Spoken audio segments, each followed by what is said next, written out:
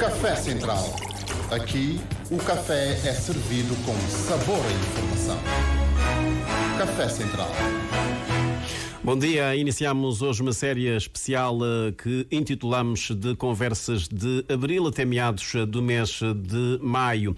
Por este espaço irão passar personalidades e figuras que têm alguma história para nos contar em relação à Revolução de 25 de Abril de 1974, também conhecida como Revolução dos Cravos, um marco na história de Portugal, resultante do movimento político e social ocorrido a 25 de abril de 1974, que depois o regime ditatorial do Estado Novo, vigente desde 1933, foi o início de um processo que viria a terminar com a implantação de um regime democrático em Portugal. A Revolução foi liderada por um movimento militar, o movimento das Forças Armadas, MFA, composto na sua maioria por capitães que tinham participado na Guerra Colonial e que tiveram o apoio de oficiais milicianos. O nosso primeiro convidado é o Dr. Jorge Carlos Fonseca. Militou pela causa da independência de Cabo Verde desde os 17 anos de idade, nas estruturas clandestinas do Partido Africano da Independência de Guiné e Cabo Verde. Foi diretor-geral de Imigração e Serviços Consulares do Ministério dos Negócios Estrangeiros e o primeiro secretário-geral desse Ministério, 1975 a 79.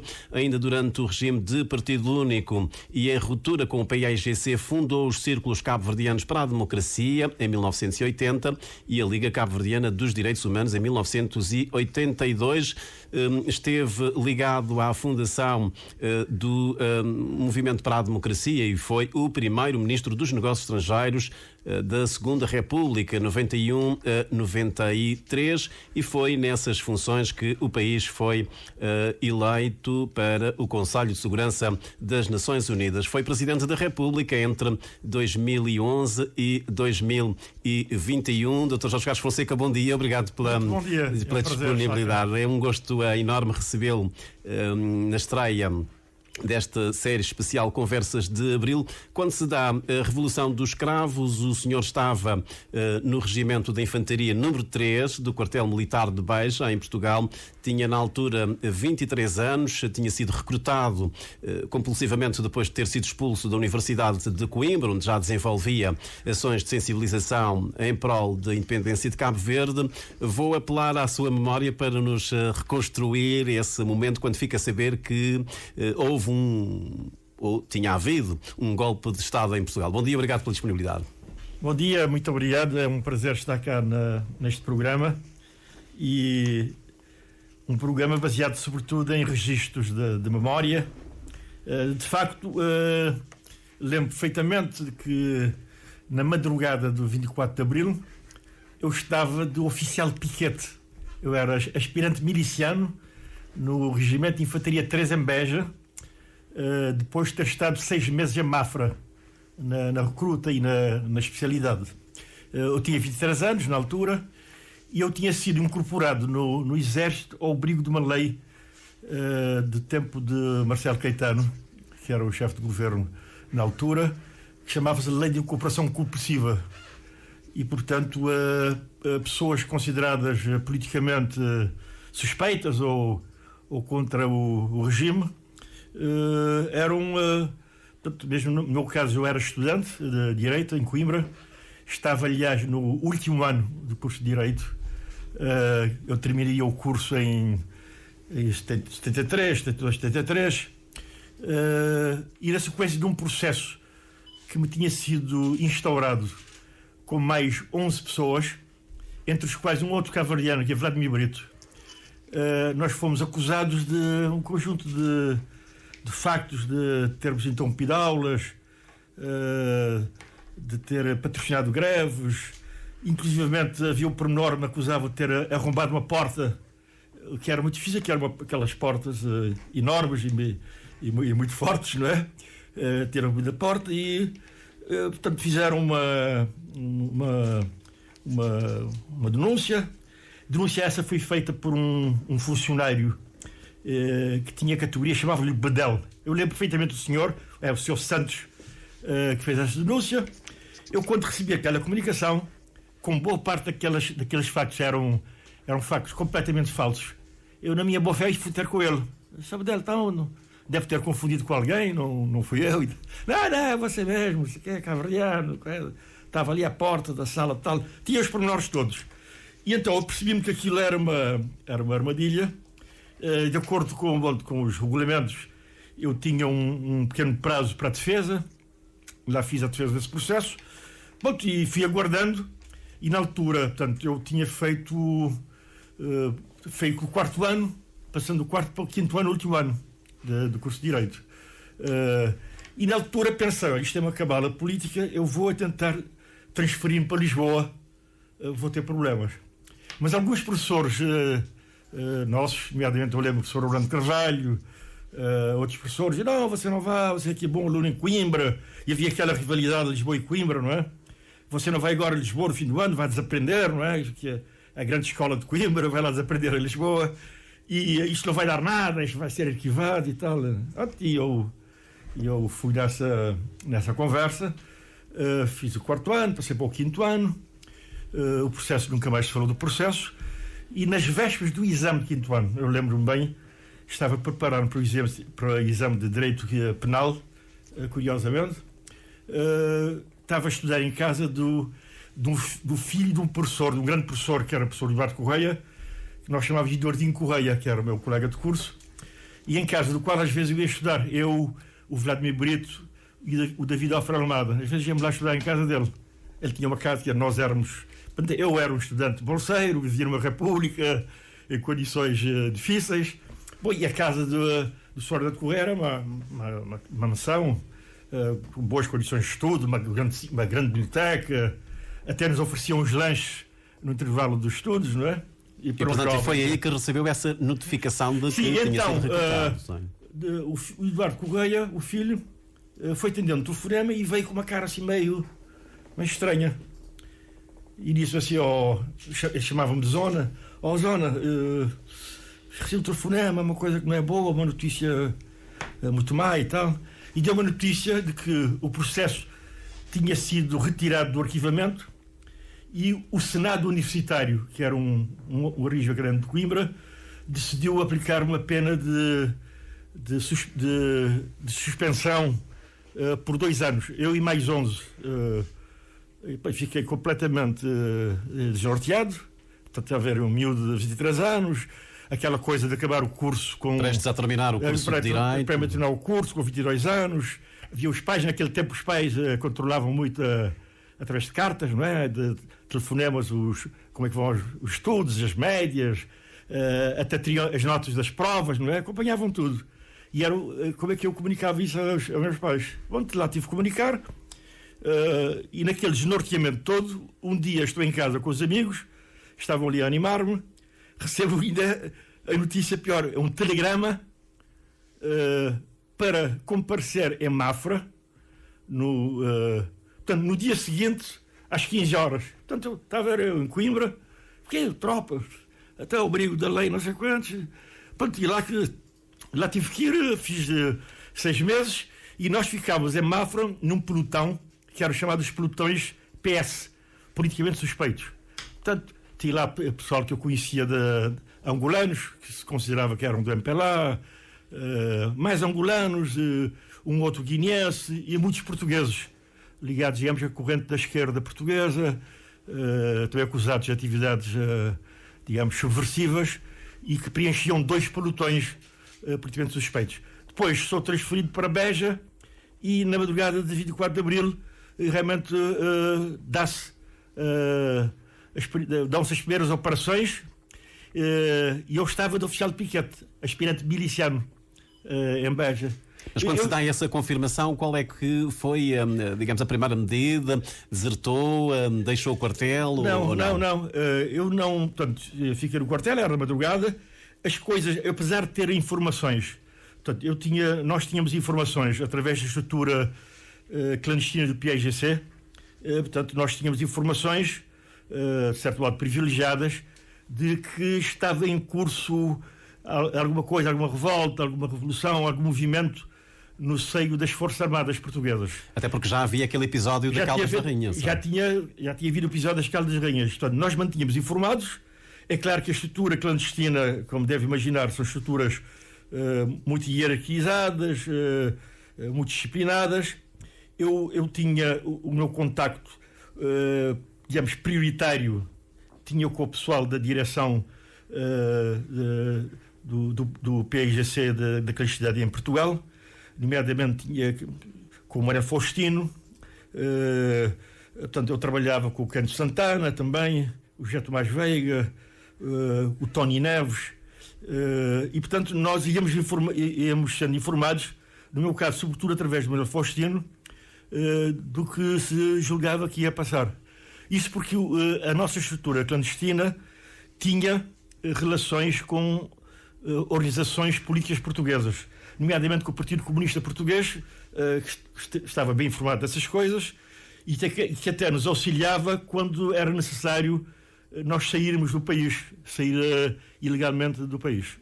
Mas nessa altura eu não saí porque tinha, já antes havia uma diretiva do partido, tinha vindo de Conakry, via Holanda e chegado a nós, de que, dado que se pensava em acelerar, ultimar a luta política em Cabo Verde, isso na sequência de alguns ruídos, alguns dissensos que teriam havido na direção superior do partido sobre uma certa negligência em relação, digamos, à luta em Cabo Verde, privilegiando o terreno da Guiné-Bissau. Então houve essa diretiva de que chamados militantes, sobretudo responsáveis ao exército, não se deveria dar o salto via França, através do Partido Comunista, mas permanecer, sempre possível, adquirir conhecimentos técnicos, inclusive conhecimentos técnicos militares, tendo em vista a luta em Cabo Verde. E no meu caso particular, não tinha o risco de ser mobilizado para a guerra da Guiné, Angola, Moçambique, porque ao abrigo de uma lei portuguesa também recente, eu não podia ser mobilizado, dado que tinha um irmão mais velho, infelizmente, o Daniel Rui, que viveu muitos anos em São Vicente, que era oficial miliciano e morreu em Moçambique, numa operação militar, poucos meses depois de ter chegado a Moçambique. Doutor, então, quando é que regressa a Cabo Verde? Portanto, eu passo a vir a Cabo Verde regularmente, vou e venho, mas depois também dou algum apoio, venho dar algum apoio posteriormente no processo de negociações da independência de Cabo Verde, nomeadamente quando foi uma delegação chefiada pelo comandante Pedro Pires e constituída pelo Amar da Luz, pelo José Luís Fernandes Lopes e Osvaldo Lopes da Silva, creio eu. Foi a primeira ronda em Londres? Sim, mas quando foram para Portugal. E nessa altura eu pertencia, era um dirigente de um grupo chamado GADCG, Grupo de Ação Democrática da Cabo Verde e Guiné, que formalmente era uma organização não partidária, mas éramos nós, PIGC na altura, que, digamos, dirigíamos e controlávamos o grupo. O grupo era muito ativo, fazia trabalho junto das comunidades cabo-verdianas em Portugal, dávamos alfabetização, escolarização e, sobretudo, conscienciação política. Nós íamos a Setúbal, a Sete Nave, ao Barreiro, a Sintra. Portanto, tínhamos células e grupos de base espalhados por várias zonas de Portugal, incluindo no Algarve, mas mantínhamos a ligação também com a estrutura na Holanda, mas a estrutura clandestina em Cabo Verde. Eu, nomeadamente, quando vinha, eu tinha uma ligação mais próxima, mais de perto, mais permanente, com o Alexandre Ramos de Pina, o Alexa. E eu, estando aqui também, eu dirigia uma célula.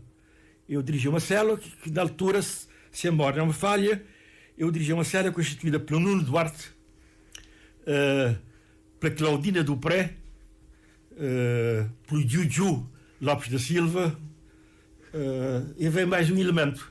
Portanto, eu circulava de lá para cá. Entretanto, pouco tempo depois, eu tive que sair mesmo. Portanto, ilegalmente, em articulação com o partido, larguei a tropa e vim para Cabo Verde. E na altura tinham-me falado que eu viria para ser comissário político nacional das Farc. Mas chegando cá... Qual foi o ambiente que encontrou aqui? O ambiente era um ambiente de muito entusiasmo, digamos já, no fundo, as pessoas tinham ligação connosco, muitas delas já estavam em Cabo Verde e dirigiam as estruturas de partido em boa parte das ilhas.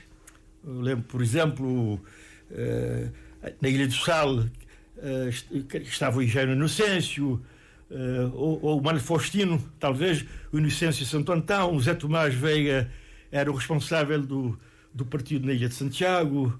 Eu depois passei a ser o responsável do partido para a praia. Portanto, havia muita agitação, muita efervescência política. Mas havia também atritos com a tropa portuguesa ou não? Sim. Alguns atritos com a tropa portuguesa.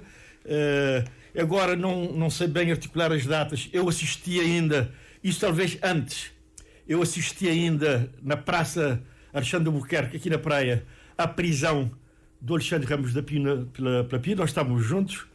Nós tivemos que ir rapidamente. Eu fui acompanhado de Jorge Querido e mais elementos à casa dele para retirar papéis, panfletos, outros documentos que pudessem, digamos, incriminar outras pessoas ligadas à estrutura. Mas um ambiente, digamos, muito efervescente. Havia um grupo de jovens, sobretudo de Ponta Belém, com algumas ações com a polícia, elementos da polícia portuguesa, das Forças Armadas portuguesas. Houve até uma outra cena de queima de um carro aqui ao pé acima do muro aqui da Praia Negra, onde agora é o Ministério da Administração Administrativa, creio eu. Mas nós podemos dizer, Dr. Jorge Carlos Fonseca, que os sonhos de Abril, de liberdade e democracia em relação a Cabo Verde foram uma espécie de sol de pouca dura. Nós tivemos um ambiente aí de muita liberdade entre maio, que vai de maio até dezembro de 74. Eu se me lembro bem, quer dizer, nós viemos, portanto, das pessoas que vieram sobretudo das estruturas clandestinas de Portugal, assistimos ao 25 de Abril e viemos para aqui, tínhamos uma experiência, uma prática um pouco diferentes depois do pessoal que veio da Guiné-Bissau ou da Guiné-Conakry, quando cá chegou. Trabalhávamos em um conjunto, mas sentia-se que havia ali algumas diferenças de opinião, de cultura, de práticas, que progressivamente foram criando algumas perturbações e alguns ruídos, não é? Mas digamos que o ambiente geral, inicialmente, era um ambiente de efervescência, de liberdade, por vezes até talvez excessiva. Havia outros partidos, o PICV, conheciam-se pessoas ligadas ao PICV, havia o UDC, sobretudo, ouvimos falar sobretudo em Barlavento, sobretudo em São Vicente, mas que eram partidos que se opunham ao PAIGC em alguns aspectos, nomeadamente em relação ao projeto da unidade de Guiné e Cabo Verde. Mas eu diria que há uma data que é marcante, que ainda é em novembro, 7 de novembro, creio eu, de 74, há uma declaração formal de apoio do MFA português ao PAIGC. Isso consta de um documento intitulado Estudo sobre a Situação Política e Económica de Cabo Verde e foi assinado em Mindelo a 7 de novembro de 74. Esse documento foi depois aprovado e adotado no dia 9 do mesmo mês pela Assembleia dos Delegados do MFA. Isto é, desde o início se notou que havia uma articulação no terreno entre o PAIGC, sobretudo quando chega as primeiras pessoas vindas de Conakry, e os elementos que estavam em Cabo Verde do movimento das Forças Armadas, que eram elementos bem posicionados no movimento, ligados a um segmento, na sua maioria, setores mais radicalizados da Revolução do 25 de Abril, e, portanto, essa articulação deu-se com alguma facilidade. E é isso que vem permitir, digamos, a consolidação, o domínio de facto do terreno político pelo PAIGC e, digamos, obstaculiza e constitui um obstáculo a que outras forças políticas pudessem, digamos, desenvolver livremente as suas atividades político-partidárias de mobilização dos cabo-verdianos. Mas quando é que se dá a ruptura do Dr. Jorge Carlos Fonseca com o PAIGC? É nesse choque de ideias, esse choque ideológico, ou tem que ver com, digamos, o facto de o Dr. Jorge Carlos Fonseca, o Dr. Manuel Faustino pertencerem àquilo que se chama do trotskismo? Isso é uma outra grande história, não é? Portanto, eu saí a ruptura com o PAIGC desse grupo nosso, que era um grupo relativamente vasto. Normalmente falam de mim, do Faustino, do José Tomás Veiga, mas havia muita gente, o Eugênio Inocêncio, o Euclides Fontes, o Emanuel Braga Tavares, o João Brito São Vicente, o Emílio Lima, o Luís Leite, o médico Luís Leite. Nós tínhamos também ligado a nós grupos na praia em São Vicente, na praia sobretudo na zona do Bairro e da Charinha. Portanto, foi no dia 5 de abril de 1979, em que formalmente nós rompemos com o PAIGC, evocando um conjunto de razões, mas entre as quais a impossibilidade que nós verificávamos de haver qualquer tipo de democracia interna no seio do partido. É claro que havia outras divergências do ponto de vista político, do ponto de vista ideológico, mas essa ruptura formaliza-se no dia 5 de abril de 79, mas vinha sendo cozinhada antes. Na minha memória, já em 77 havia já dúvidas. Eu lembro, por exemplo, um elemento como o engenheiro António Espírito Santo, que estava ligado ao nosso grupo, que era, aliás, um dos elementos, talvez diria, mais radicalizados do nosso grupo. Lembro de eu estar com ele a representar a estrutura de Portugal na primeira reunião da Direção Nacional do PAIGC em Cabo Verde, já com a presença de Aristides Pereira, Pedro Pires e o pessoal que vinha de Conakry. Era uma reunião que durou uns dias, de manhã à noite, ali na sede do partido, na praça, onde agora é farmácia. Então eu lembro que eu ainda guardo tipo de atas que eu fiz, digamos, registro à mão, em papel, daquelas reuniões todas, não é? E nessa reunião, já o António Espírito Santo dizia-me, no intervalo, ora, isto já não dá, temos que apressar isto e sair, etc. Eram dos mais apressados.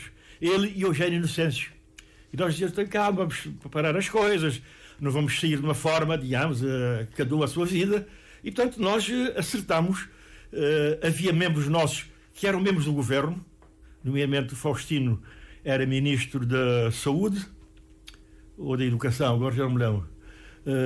Creio que ministro da Saúde. Ele foi ministro de Educação no governo de transição, portanto, antes da independência. Aliás, ele é um caso curioso. Ele foi ministro no governo de transição, no primeiro governo da independência e no primeiro governo da democracia. Portanto, os senhores apreenderam logo os sinais de que não ia haver não havia uma convivência, e que o regime era de partido único. E que o regime é partido único. Isto, eu referi esse 7 de novembro, mas, por exemplo, em dezembro, meados de dezembro, dá-se a tomada da Rádio Barlavento, a prisão de elementos oposicionistas para o Tarrafal, pessoas ligadas ao PIC-CV e ao DC, portanto, sob acusação de serem contra o PAIGC, contra a independência e contra o ideário e os projetos do PAIGC. Portanto, eram por delito de opinião e presos simbolicamente no Tarrafal. Isso, e para além de outras divergências que nós tínhamos em relação a algumas orientações da política governativa, levou-nos depois a acelerar o processo. E Faustino, Zé Tomás Veiga, que era secretário de Estado das Finanças, apresentaram cartas de demissão. Eu, secretário-geral de Negócios Estrangeiros, apresentei de seguida. Digamos que essa data foi marcante. E depois sucederam coisas, digamos, que a gente não gosta de se recordar, de agentes de segurança, da polícia política, acompanhar, a controlar as casas, houve um caso de espancamento em São Vicente, na via pública, durante a noite, de Eugênio Inocêncio. Depois dá-se, no meu caso, Na Brava, em setembro de 79, dá-se uma espécie há uma revolta popular originada pela morte de um miliciano num estádio de futebol. Uma manifestação conduzida por um jovem na altura de 17 ou 18 anos, David Barros. Ele depois é preso, ele e mais alguns, é detido, está 15 dias preso na Brava, comprova-se que foi torturado com choques elétricos e tentam ligar-me a mim, a minha pessoa. Mas curiosamente eu nem o conhecia. Eu estava lá com a minha mulher na altura, com um amigo meu, Daniel Lobo, e tentou-se fazer uma colagem que eu é que era o organizador da manifestação e o mentor de David Barros.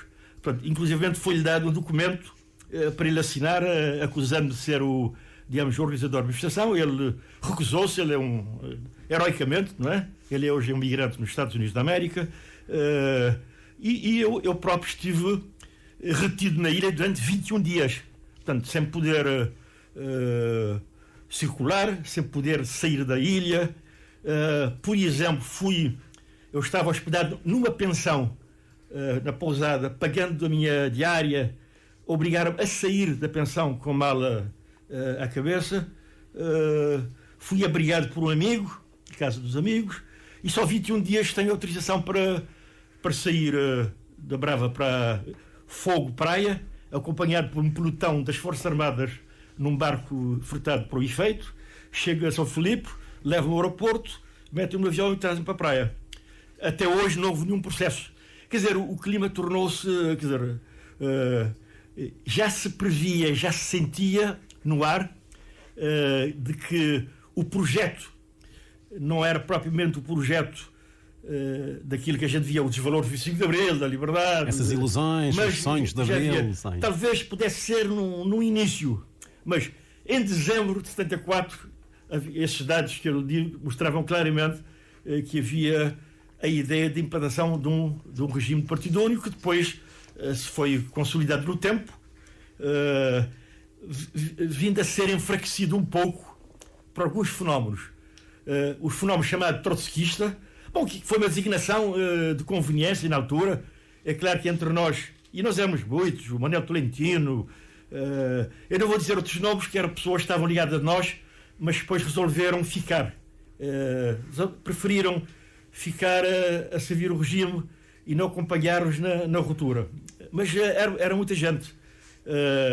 E nós, portanto, na altura, cada um foi para o seu lado, mas viemos reorganizar-nos e isso veio dar origem a outras coisas.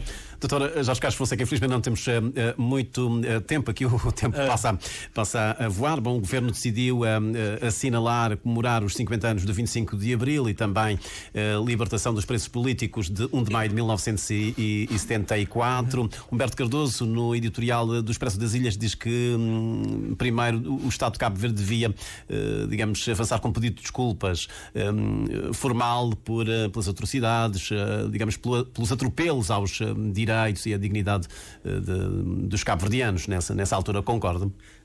Olha, eu concordo em boa parte, mas eu não faço muita questão nestas coisas de haver uma espécie de desculpa formal, porque às vezes pode não significar muito. Eu entendo é que hoje, 50 anos, vamos fazer 50 anos de independência, devemos assumir a nossa história por inteiro. Isto é, não parece uma boa atitude vir a abrir feridas, nós é o que está a dizer. Escolhermos, selecionarmos partes da história que nos interessam, divulgá-los e esconder os outros. Por exemplo, há bocadinho falámos da tomada da rádio de Barlavento, das prisões ocorridas em dezembro no Tarrafal. Eu creio que não haveria grandes problemas isto ser assumido, inclusivamente por quem estava no poder na altura. Portanto, já se passaram 50 anos, é um momento depois já temos muita reflexão, já estamos num regime democrático há mais de 3 décadas, e portanto seria normal assumir-se todos esses aspectos da nossa história, esses aspectos, digamos, menos bons da nossa história, sinais claros de que há essa assunção, independentemente de um ato formal, de desculpas públicas, etc. Quer dizer, já é tempo de nós todos assumirmos a história por inteiro, com as coisas boas, as coisas menos boas e as coisas más, olhando para o futuro, e o futuro do país é um futuro promissor. Muito bem. Vou entender. Dr. Jorge Carlos Fonseca, obrigado por ter estado connosco num Café Central, prazer, neste especial Conversas de Abril, partilhando também algumas das suas memórias em relação a esse período, a esse marco histórico de Portugal, e naturalmente também das ex-colónias, como foi o caso de Cabo Verde. Obrigado por ter vindo. Muito obrigado.